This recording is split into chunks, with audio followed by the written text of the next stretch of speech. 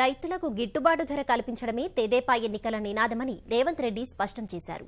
రైతు సమస్యలపై ఖమ్మంలో చేపట్టిన ఒక్కరోజు రైతు పోరు దీక్షను విరమించిన రేవంత్ రైతుల్ని ఆదుకోవడంలో రాష్ట్ర ప్రభుత్వం విఫలమైందన్న ఆయన నెపాన్ని కేంద్రంపై నెట్టేసే ప్రయత్నం చేస్తున్నారని ఆరోపించారు.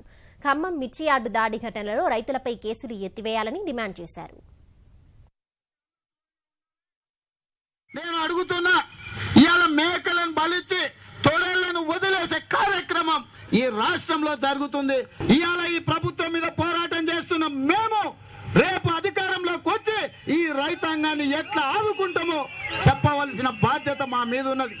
రైతుల కోసం 25,000 కోట్ల రూపాయలను ప్రత్యేక నిధిగా పెట్టి రైతు పండించే ప్రతి గింజ చివరి గింజ వరకు ప్రభుత్వం తరఫున తెలుగుదేశం పార్టీ కొనుగోలు చేస్తుంది.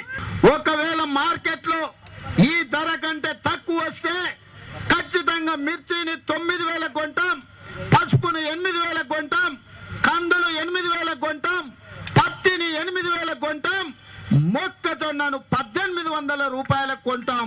ఇది తెలుగుదేశం పార్టీ నినాదం.